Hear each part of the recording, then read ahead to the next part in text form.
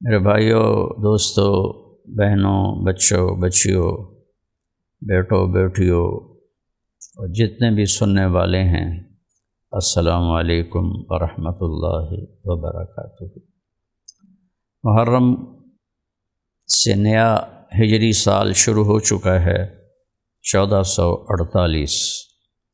ہمارے نبی کو ہم سے جدا ہوئے 1437 سال ہو چکے ہیں کہ آپ کا 11 ہجری میں انتقال ہوا، اس لحاظ سے 1437 سال بنتے ہیں۔ اور اللہ تعالیٰ نے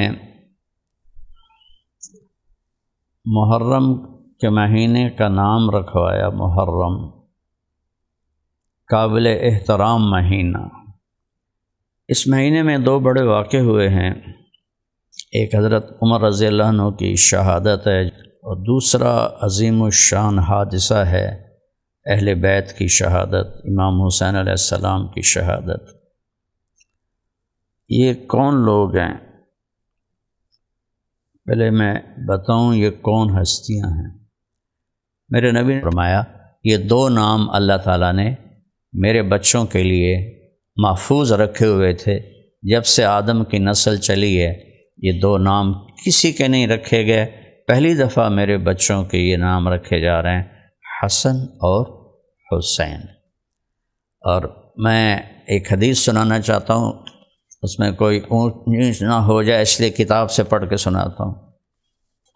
عن ابن عباس رضی اللہ عنہما قال صلی رسول اللہ صلی اللہ علیہ وسلم صلاۃ العصر فلما كان في الرابعة اقبل الحسن والحسين حتى ركبا على ظهر رسول الله صلی اللہ علیہ وسلم فلما سلم وضعهما بين يديه فحمل رسول اللہ صلی اللہ علیہ وسلم الحسن على عاتقه الأيمن والحسین على عاتقه الأيسر۔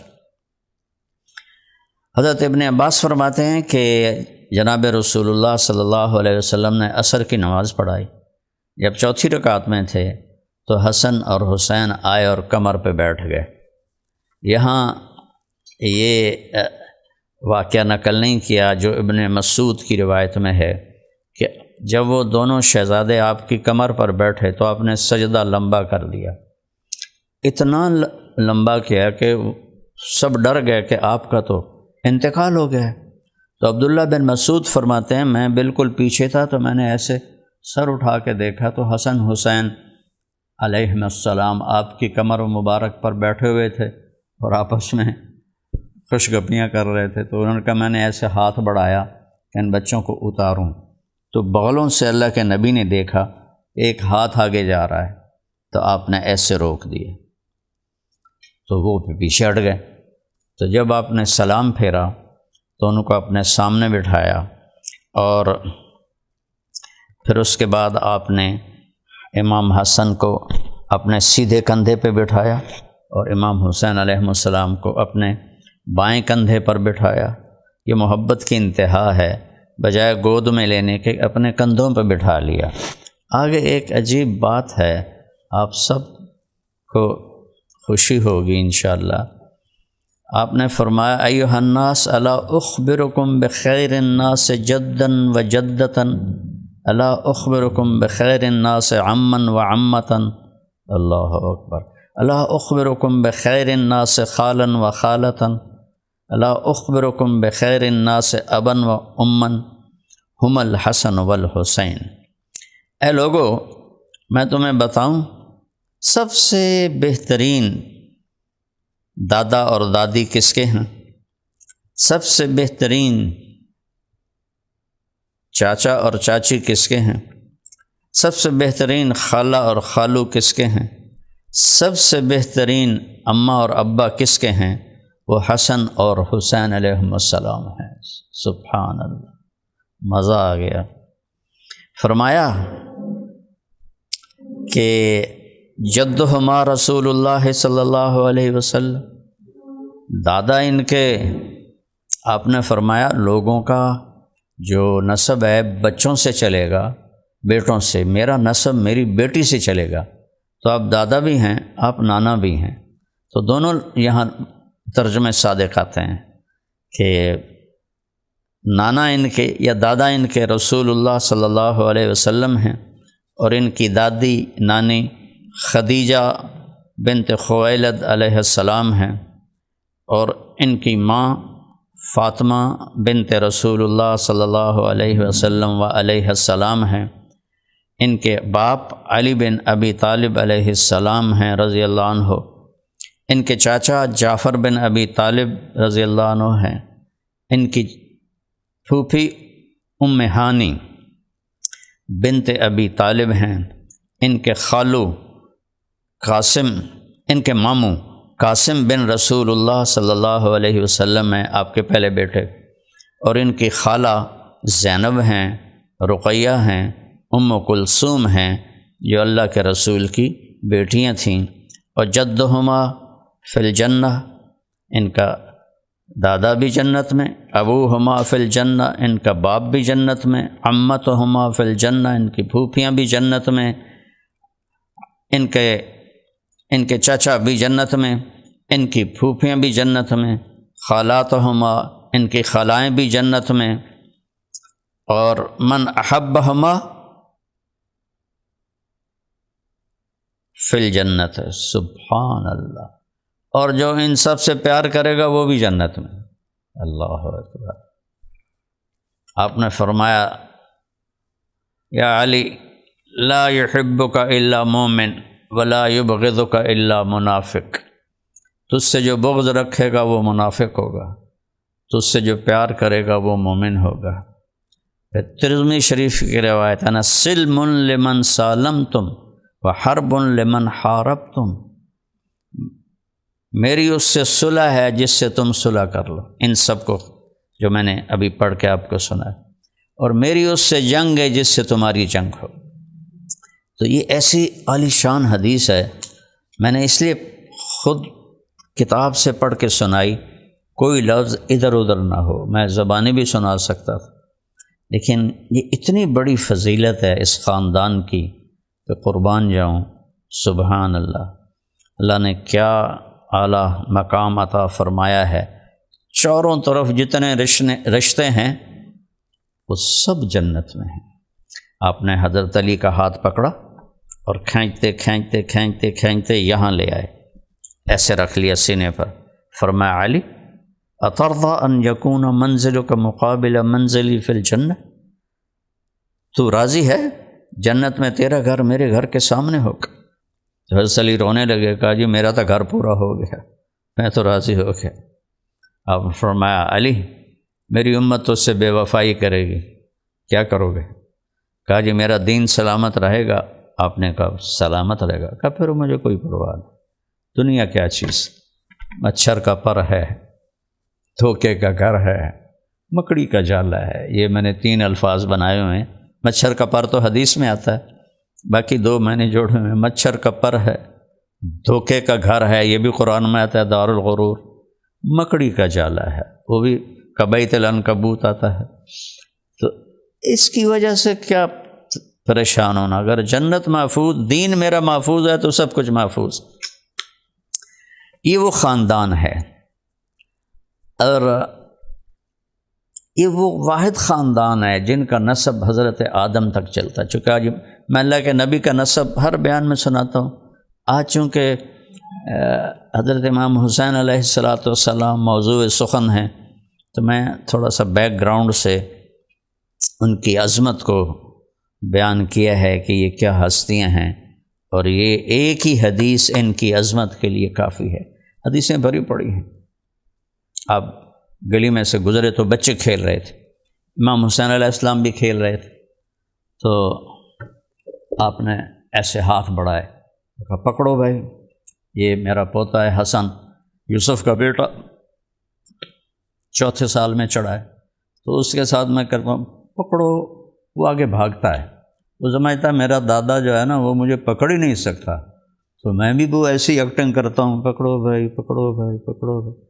یہی کچھ میرے نبی امام حسین علیہ السلام کے ساتھ کر رہے تھے، پکڑو بھائی، وہ ادھر ہوتے تو آپ ادھر ہو جاتے، پکڑو، وہ پھر ادھر ہو جاتے، آپ کہتے پکڑو۔ آخر یہ کھیل کھیلتے کھیلتے عرش والا بھی دیکھ رہا تھا، 7 آسمان کے فرشتے بھی دیکھ رہے تھے، اور مدینے کے لوگ اور بچے بھی دیکھ رہے تھے، مدینے کی دھرتی دیکھ رہی تھی۔ آخر آپ نے ایسے پکڑا اور یوں ہونٹوں کا بوسہ لیا یا ماتھے کا بوسہ لیا اور فرمایا حسین منی و انا منہ، حسین منی و انا منہ، حسین منی و انا منہ، حسین مجھ سے ہے میں حسین سے ہوں، حسین مجھ سے ہے میں حسین سے ہوں، حسین مجھ سے ہے میں حسین سے ہوں۔ اللہم انی احبہ فاحبہ واحبب من احبہ، یا اللہ میں حسین سے پیار کرتا ہوں، کبھی دونوں کے بارے، اللہم انی احبہما، یا اللہ میں ان دونوں سے پیار کرتا ہوں، تو بھی ان سے پیار کر اور جو ان سے پیار کرے ان سے بھی پیار کر، وابغض من ابغضہما، جو ان سے بغض رکھیں تو ان سے بغض رکھیں۔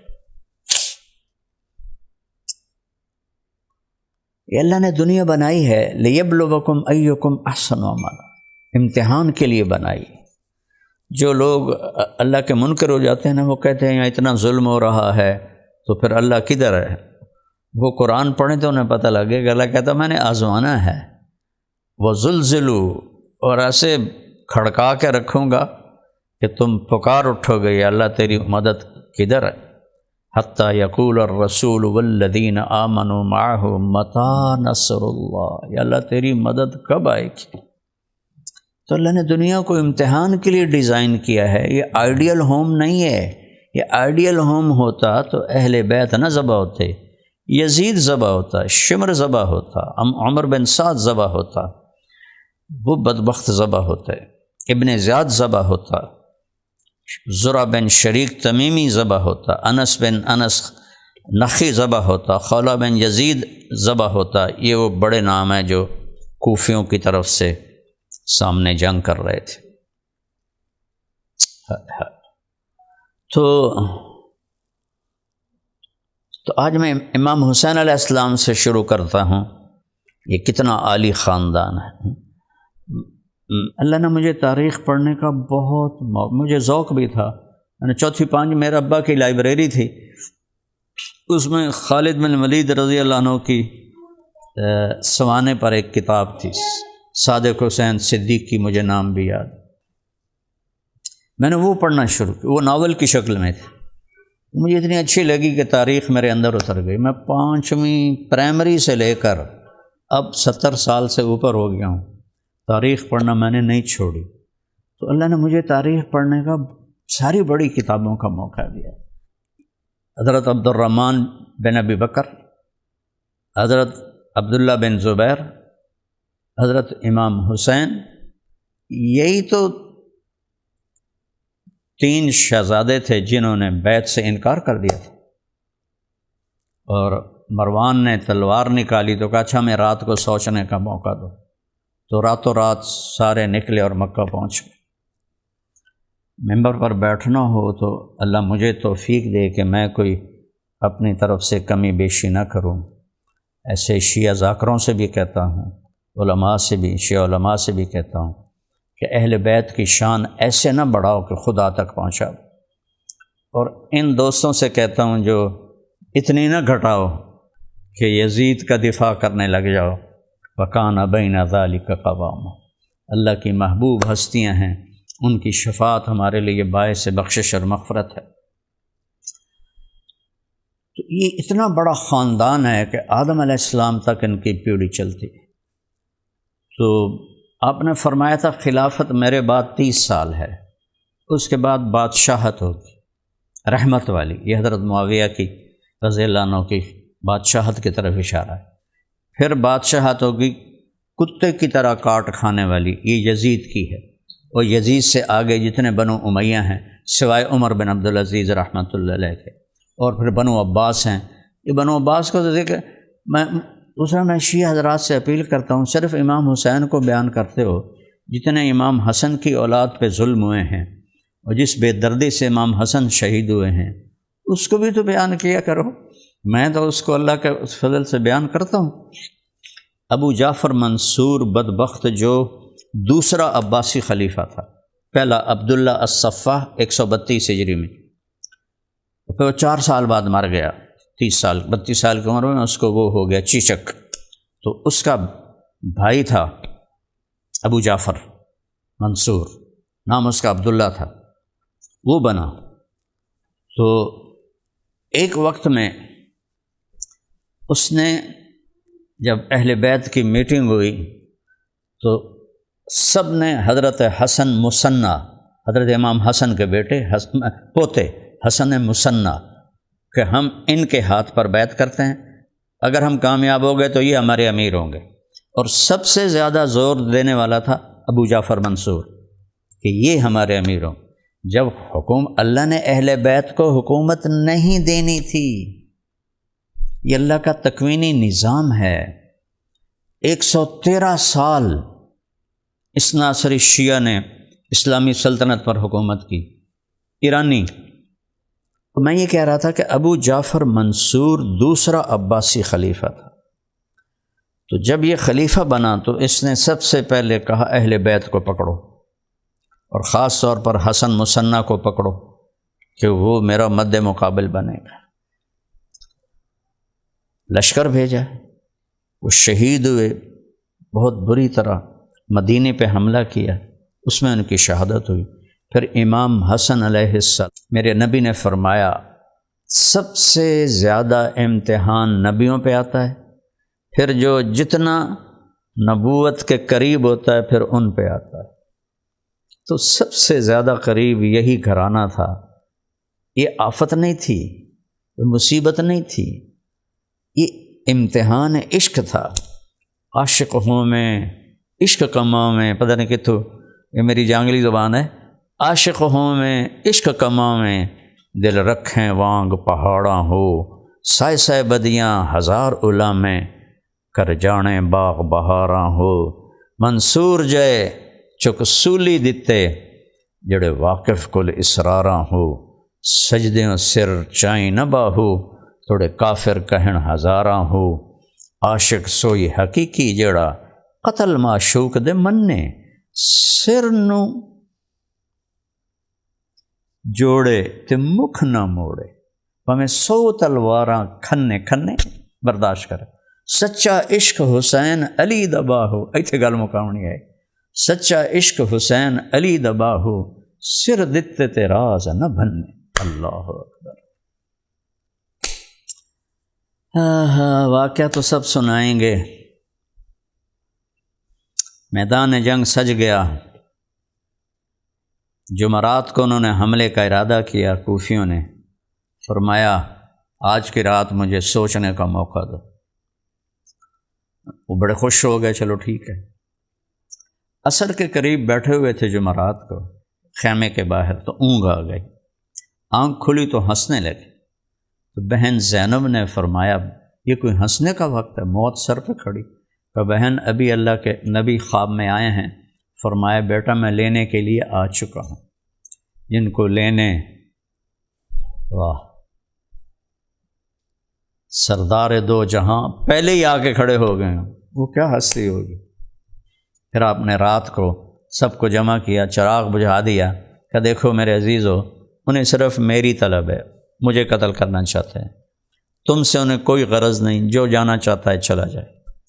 تو سعید بن عبداللہ رحمۃ اللہ علیہ،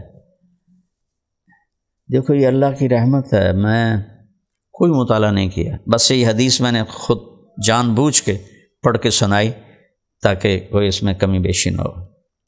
سعید بن عبداللہ کھڑے ہو گئے، کہنے لگے حسین یہ میری ایک جان ہے جو کل قربان ہو جائے، کاش میری 100 جانیں ہوتی، 100، اور میں ایک ایک جان کو تیرے آگے میں اللہ کے نام پہ قربان کرتا۔ ہم تیرا ساتھ چھوڑ کے نہیں جائیں گے، تیرے ساتھ مریں گے، تیرے ساتھ اٹھیں گے۔ تو ایک اور کھڑے ہوئے شہزادے، کہنے لگے اوے اللہ کے بندو، واللہ لیس بیننا و بین الحور العین الا ان یقتل ہؤلاء فنعانقہن۔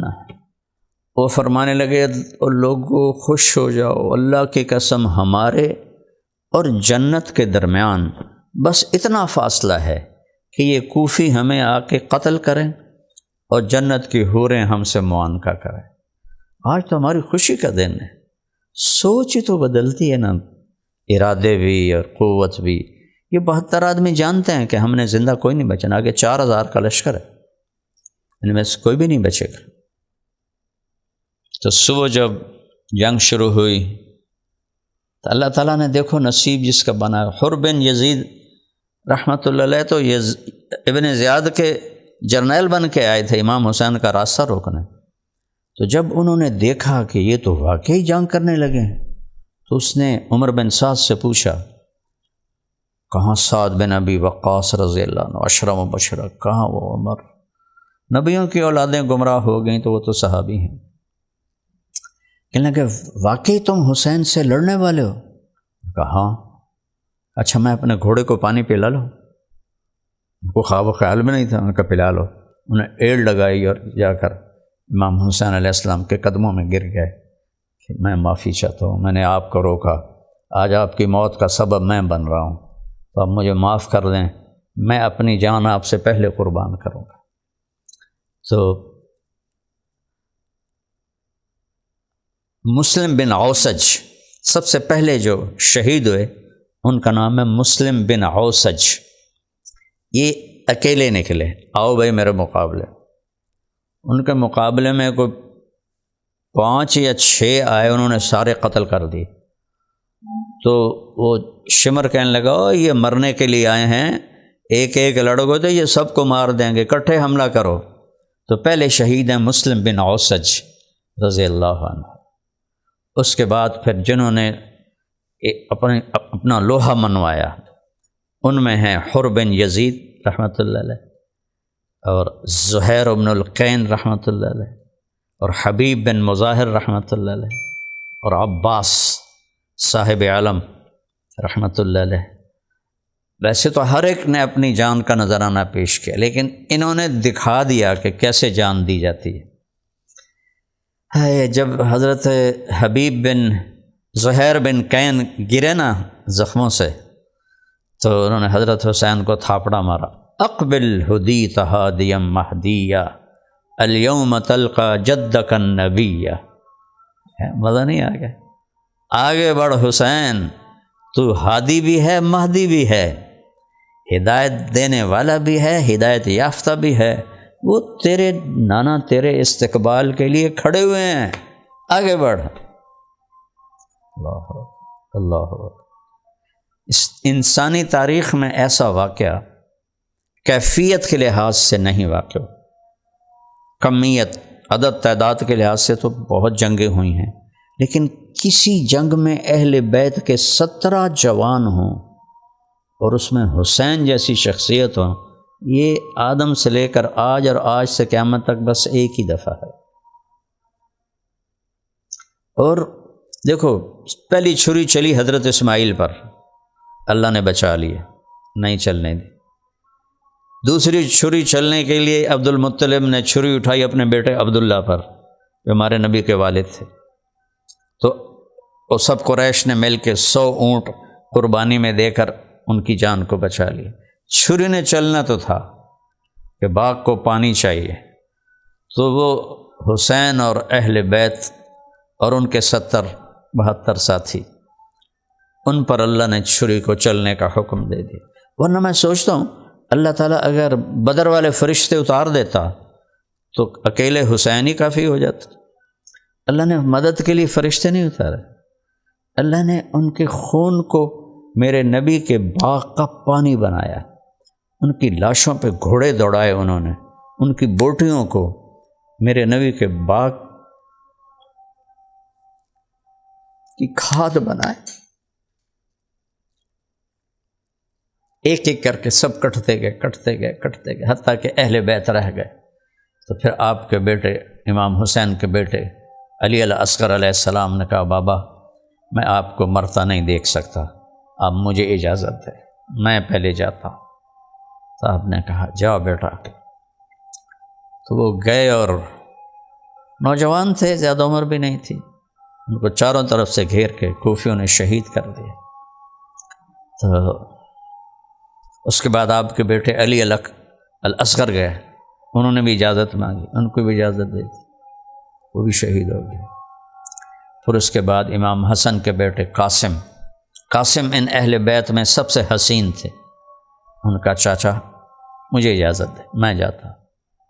مجھے حیرت ہوتی ہے گیا مدینے دا کتا بھی ہوئے تو ایسی جتی نہیں مارنے آئے، اہل بیت پہ تلواریں چلا رہے تھے۔ وہ کیسے انسان تھے، بھیڑیے تھے، درندے تھے۔ سب سے جو ظالم درندہ ہے نا وہ بھیڑیا ہوتا ہے، شیر بھی نہیں، بھیڑیا۔ تو وہ خبیث کوئی بھیڑیے سے بھی سنگ دل تھے کہ اہل بیت کا خون بہا رہے ہیں۔ تو قاسم پہ تلوار لگی تو انہوں نے کہا یا عمّا، ہائے چچا۔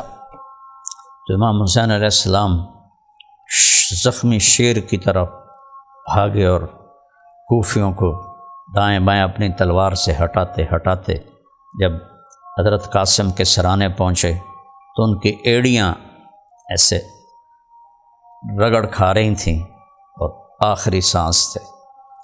تو امام حسین علیہ السلام کے آنسو نکلے۔ کہا بھتیجے آج تیرا چچا بڑا بے بس ہے۔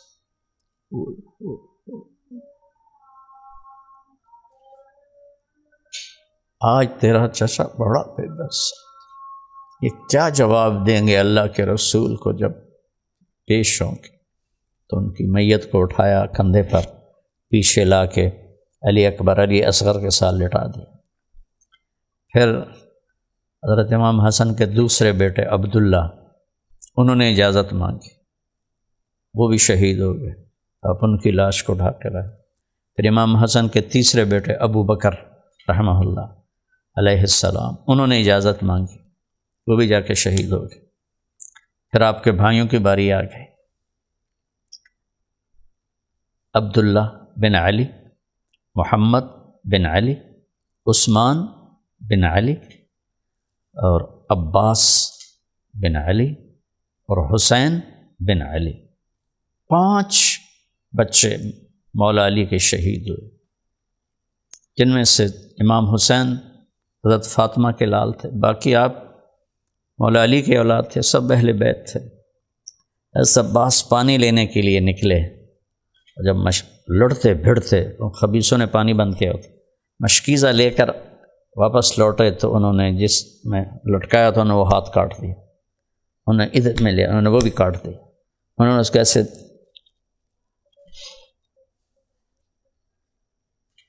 دانتوں میں چبایا، ایسے 2 ٹکڑے کرتے۔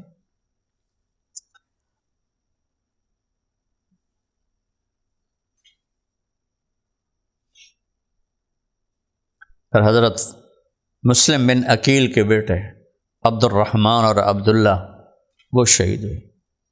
پھر حضرت عبداللہ بن جعفر کے بیٹے جعفر بن ابی طالب، عون، عبداللہ، محمد، تینوں شہید ہوئے۔ حیرت ہوتی، حیرت ہوتی۔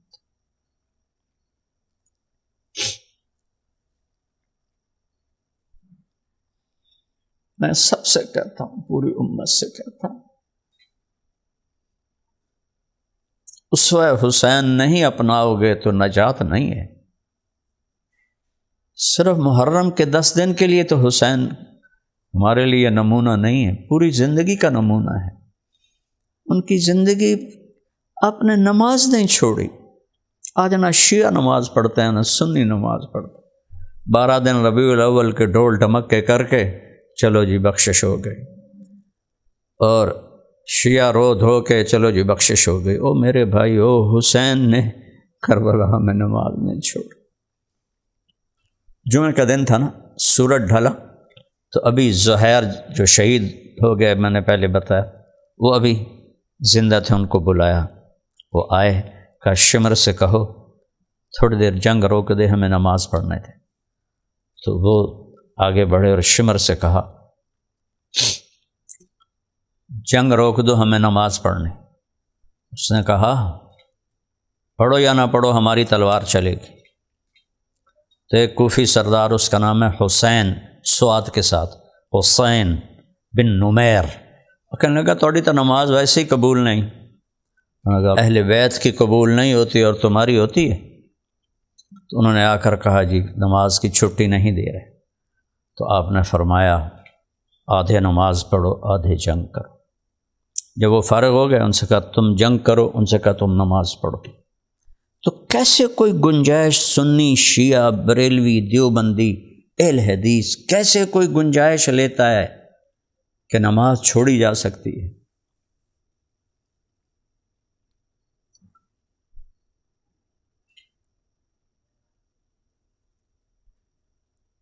نہیں چھوڑی جا سکتی۔ میرے نبی کے آخری الفاظ الصلاۃ الصلاۃ، میری امت نماز نہ چھوڑنا، نماز نہ چھوڑنا، نماز نہ چھوڑنا۔ اللہ کے واسطے جہالت سے نکلو، جہالت سے نکلو۔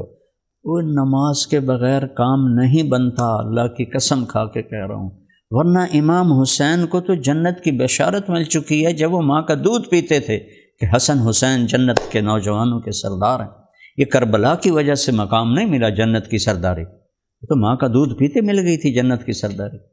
اور پھر جمعرات کو عصر کے وقت اللہ کے نبی کو خواب میں دیکھا کہ میں آپ کو لینے کے لیے آ چکا ہوں، نہ پڑھ دے، نہیں چھوڑی، سب کو پیغام دیا ہے۔ حسین سب کے ہیں، یہ تفریق پڑ گئی ہے۔ شیعہ سمجھتے ہیں اہل بیت صرف ہمارے ہیں، وہ سنیوں کے نہیں۔ او بھائی ہم سب کے ہیں، ہم سب کے ہیں۔ ان کی محبت کے بغیر کسی کی نجات نہیں، لیکن محبت کا مطلب اطاعت ہوتا ہے۔ سارا سال نماز نہ پڑھے اور 10 دن وہ رو پیٹ لے تو کیسے بخشش ہوگی؟ سارا سال نماز نہ پڑھے، 12 دن ڈھول بجا کے دیگاں چڑھا کے تے بخشش ہو جائے گی؟ کیسے ہو جائے گی؟ رسم و رواج کو دین بنایا ہے، کٹ مرنے کا نام اسلام ہے۔ آخر میں عبداللہ آپ کے رہ گئے، تیسرے بیٹے، تو آپ نے فرمایا مجھے عبداللہ ملا دو، 2 سال کے تھے۔ آخری وقت میں آدمی کی خواہش ہوتی ہے کہ اپنے بچوں کو دیکھ لوں، تو ان کو بلایا تو ایک بچی نے لا کے پکڑایا، ان کو یہاں بٹھایا، کا ماتھا چوما، پھر ان کو ایسے دیکھ رہے تھے کہ ادھر سے حرملہ نے ایک تیر پھینکا، وہ تیر اوپر چلا جاتا، ادھر ادھر چلا جاتا، سیدھا یہاں لگا اور گردن کے پار ہو گیا۔ تو بچہ یوں ہو گیا، ہائے بھی نہ کر سکا۔ یہاں امام علی نے ایسے دونوں لپ کر کے نا خون ان کا بھر لیا، اور پھر یوں اچھالا کہ یا اللہ تو راضی ہے، سب کچھ قبول، جنت یوں ملتی ہے، تو راضی ہے تو سب قبول ہے، بل ان سے تو نے بدلہ لینا ہے میرا۔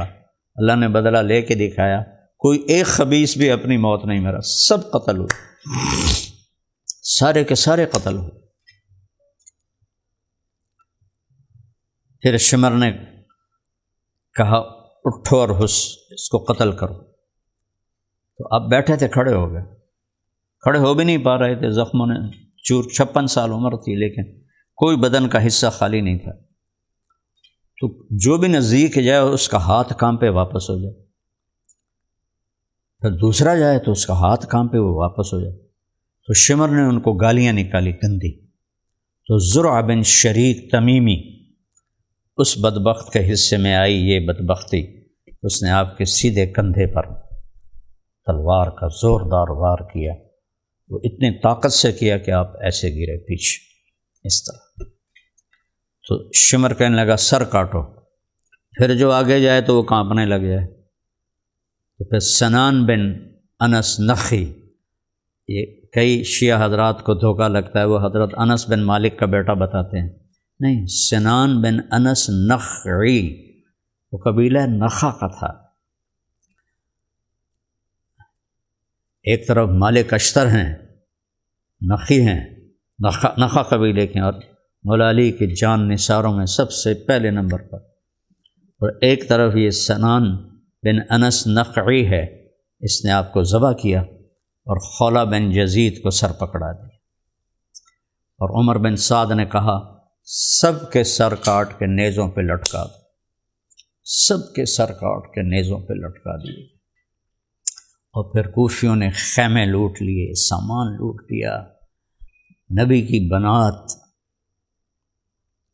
ان کے خیمے لوٹے جا رہے۔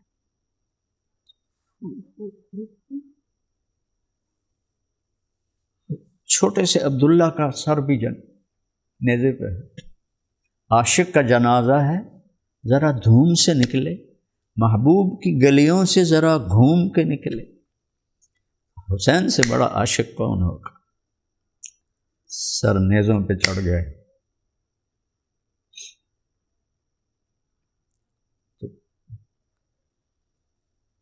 خواتین کو کجاوے پہ نہیں بٹھایا، ننگے اونٹ پہ بٹھایا، ننگا اونٹ جس پہ بیٹھ کے سخت تکلیف ہوتی۔ میں نے اونٹ کی سواری بھی کی ہے، گھوڑے کی بھی کی ہے، گدھے کی بھی، خچر کی بھی۔ ابا جی رکھتے تھے جانور جب یہ سڑکیں پکی نہیں ہوتی تھیں۔ خچر کی غالباً نہیں کی، لیکن گدھا، اونٹ، گھوڑا، یہ سارا۔ گھوڑ سواری تو سیکھی بھی تھی، ان تو خیر بھول گئی۔ تو ان کو ننگے اونٹوں پہ بٹھایا گیا اور ان کو بے پرد ابن زیاد کے دربار میں پیش کیا گیا۔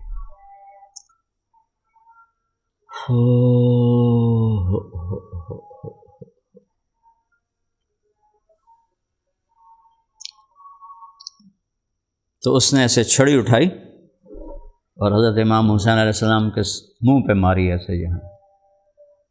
تو وہاں ابو برزہ اسلمی رضی اللہ عنہ بیٹھے ہوئے تھے، وہ کھڑے ہو گئے، بوڑھے ہو گئے، رونے لگے۔ ابن زیاد یہ چھڑی یہاں سے ہٹا لے، میں نے ان ہونٹوں پہ اللہ کے نبی کے ہونٹوں کو لگتے ہوئے دیکھا ہے۔ وہ کہنے لگا تو بوڑھا ہو گیا، ورنہ تجھے بھی اس کے ساتھ ہی پار کر دیتا۔ ایسا ظالم خبیث۔ پھر کہنے لگا میں نے ایسا کٹا ہوا سر ہو اور چہرہ ایسے چمکتا ہو گلاب کی طرح میں نے آج تک نہیں دیکھا، ایسا حسین چہرہ میں نے نہیں دیکھا۔ اور جب ابن زیاد کو قتل کیا مالک اشتر رحمہ اللہ کے بیٹے حضرت ابراہیم بن اشتر نے، ابراہیم بن مالک اشتر نے، تو اس کا کٹا ہوا سر مختار کے سامنے رکھا گیا۔ تو ایک دم آواز آئی، جا جا، وہ آیا کہ دیکھا اتنا سا سانپ تیزی سے آیا اور عبید اللہ کی ناک میں گھسا اور منہ سے نکل گیا، پھر ناک میں گھسا، پھر منہ سے نکل گیا، پھر گھسا، پھر نکل کے غائب ہو گیا۔ پورے مجمع پر خوف چھا گیا۔ تھوڑی دیر کے بعد پھر شور مچا، وہ آیا، جا، وہی سانپ، وہی کام کیا، 3 دفعہ اندر سے باہر، اندر سے باہر، اندر سے باہر، اور پھر غائب ہو گیا۔ تو آگے اس خبیث کے ساتھ قبر میں کیا حال ہوگا؟ میں جو حیرت ہوتی ہے، کم بختو تم نے قتل کر دیا تھا، سر کاٹنے کی کیا ضرورت؟ عزت سے دفن ہی کر دیتے۔ جب ٹیپو سلطان شہید ہوئے،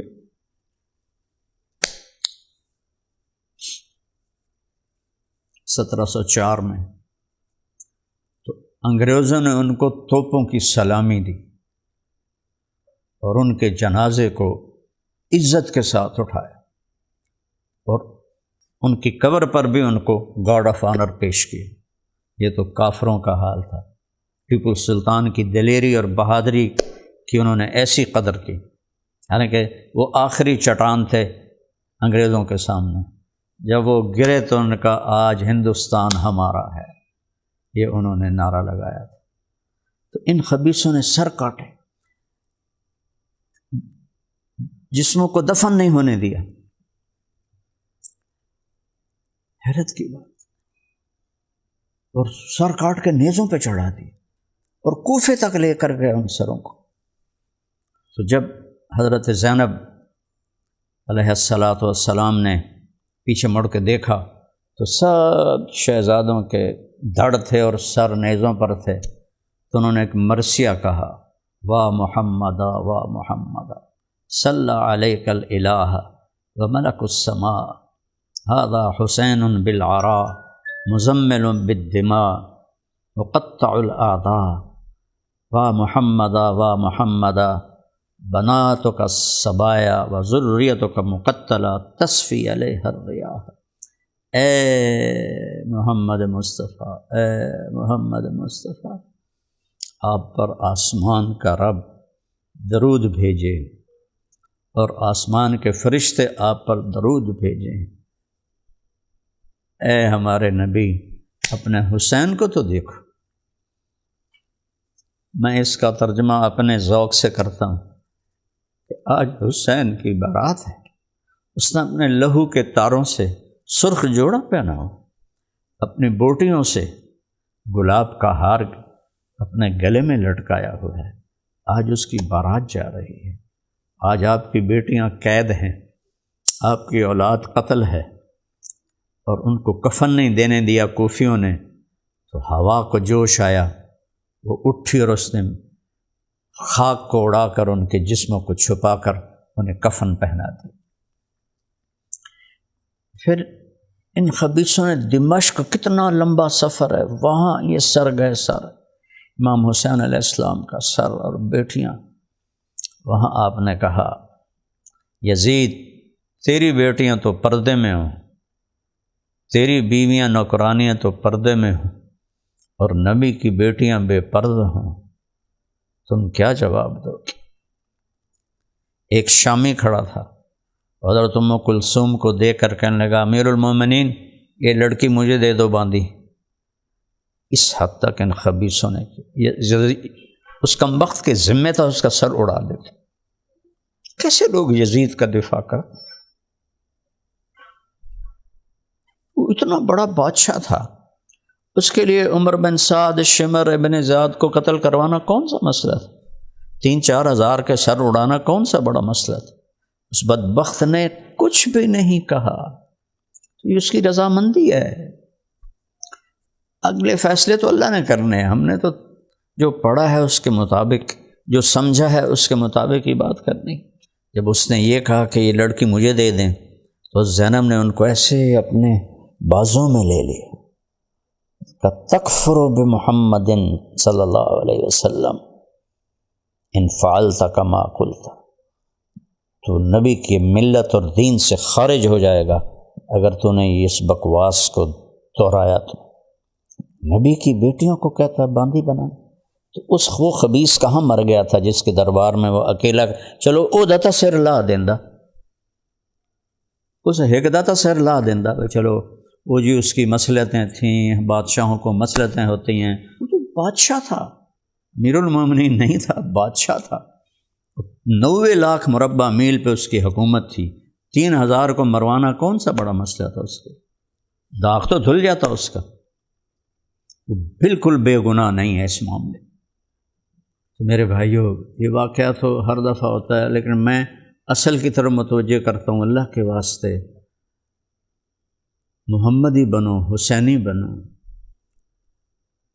شیعہ سنی سب جھوٹ بولتے ہیں، شیعہ و سنی رشوت سے کوئی باز نہیں آتا، شیعہ و سنی و 2 نمبری سے باز کوئی نہیں آتا، شیعہ و سنی و دھوکہ دینے سے کوئی باز نہیں آتا، تو حسینیت کہاں گئی اور محمدیت کہاں گئی؟ من غش فلیس منا، میرے نبی نے فرمایا جس نے دھوکہ دیا میری امت سے خارج ہو گیا۔ تو میں ہاتھ جوڑتا ہوں، کوئی میری بات بری لگی ہو تو اللہ کے واسطے معاف فرمائیں، کہ لوگوں کو عمل کی طرف متوجہ کریں۔ رولانا، ذاکروں کا سب سے بڑا زور اس پہ ہوتا ہے کہ ہم نے رولانا ہے، تو لوگ روتے ہیں، ان کی عادت بنی ہوئی ہے، لیکن ان کو کسی عمل پہ تو لاؤ، سچائی پہ لاؤ، نماز پہ لاؤ، دیانتداری پہ لاؤ، والدین کی خدمت پہ لاؤ، محبت سے، نفرت سے بچاؤ، یہ جس سے جنت ملتی ہے، صرف رونے سے تو نہیں ملتی۔ تو میری گزارش ہے، اہل بیت کا جو حق ہے اس کے مطابق انہیں یاد کرو، کہ اپنی زندگی پوری میرے نبی کے طریقے میں اور اہل بیت کی غلامی میں گزار دو۔ حضرت عمر رضی اللہ تعالیٰ عنہ گزرے اور بچے کھیل رہے، تو سارے بچے ادھر ادھر ہو گئے، حضرت حسن کھڑے رہے، تو حضرت عمر ان کے پاس بیٹھ گئے، کہ تم نہیں بھاگے؟ کہ حل انت الا عبد ابی، تو میرے باپ کا غلام ہے، میں کیسے بھاگوں اللہ کے رسول؟ تو حضرت عمر زاروں قطار رونے لگے، کہ بیٹا یہ گواہی قیامت کے دن دے دینا کہ میں آپ کے نانا کا غلام ہوں، قیامت کے دن یہ گواہی دے دینا کہ میں آپ کے نانا کا غلام ہوں۔ تو میرے بھائیو، عمل سے زندگی بنتی ہے، جنت بھی جہنم بھی، یہ خاکی اپنی فطرت میں نہ نوری ہے نہ ناری ہے، عمل کے بغیر کچھ نہیں ہے۔ اصل تو ہے کہ ہم حسینی بنیں، حسینی بننے سے تو بخشش ہوگی، باقی رواجی چیزوں سے کوئی بخشش نہیں ہوگی، نہ ربیع الاول کے جلوسوں سے نہ محرم کے جلوسوں سے۔ حسینی بن کے دکھاؤ گے، کم از کم 4 کام کرو۔ ایک، نماز نہ چھوڑو، روزے نہ چھوڑو، زکوٰۃ فرض ہے تو زکوٰۃ ادا کرو، اور کسی کا دل نہ دکھاؤ، سب سے محبت کرو، اور اس کے ساتھ 4 کام اور میرے نبی نے بتایا کر لو تو جنت پکی ہے۔ ہمیشہ سچ بولنا، جھوٹ نہ بولنا، ہمیشہ دیانتداری سے کام کرنا، دھوکہ نہ دینا، ہمیشہ اوروں کے لیے باعث رحمت بننا، باعث تکلیف نہ بننا، ہمیشہ رزق حلال کمانا، حرام نہ کمانا۔ سارے شیعہ سنی سب 2 نمبری پہ لگے ہوئے ہیں، کوئی فرق کوئی نہیں ہے، نہ کسی کو حسین یاد ہے نہ کسی کو رسول اللہ یاد ہے، پیسہ آوے پیسہ آوے پیسہ آوے۔ اور آپ کو عجیب سناؤں، بات ختم کرتا ہوں۔ یزید تو کم وقت 39 سال کی عمر میں مر گیا، یا 41 سال، 3 سال 3.5 سال حکومت کی۔ اس کا بیٹا معاویہ بن یزید خلیفہ بنا، کتنی عمر میں؟ 22 سال۔ 22 سال پاگل پن کی جوانی ہوتی ہے، اور سامنے حکومت کتنی ہے؟ 1 کروڑ مربع میل، 1 کروڑ مربع میل کی حکومت ہے۔ 40 دن حکومت کی، بنو امیہ کو جمع کیا، اور دیکھو بھائی، میرا باپ ظالم تھا اور اپنے ظلم و ستم لے کے قبر میں چلا گیا، میں اپنے باپ کے ظلم اپنے ذمے نہیں لے سکتا، جس حکومت کے نیچے اہل بیت کا خون ہو میں اس پہ لعنت بھیجتا ہوں، یہ ہے تمہاری حکومت، جس کو دینی ہے دے دو، میں گھر جا رہا ہوں۔ تو بھائیو، میری التجا ہے، سب شیعہ سنی اہل بیت کو بیان کرو۔ صحابہ کو برا بھلا کہنے سے کوئی اہل بیت کی شان تو بڑی نہیں ہوتی، اور یزید کا دفاع کرنے سے جو اہل سنت یہ کام کر رہے ہیں ان کی شان بڑھے گی تو نہیں، گھٹے گی۔ صحیح کہ یہاں تک جو میں نے کانوں سے سنا کہ ڈاکوؤں نے قتل کر دیا، یا آپس میں لڑ کے ایک دوسرے کو مار دیا، یہ ظلم اہل سنت بھی نہ کریں، اور یہ زیادتی ہمارے شیعہ بھائی بھی نہ کریں۔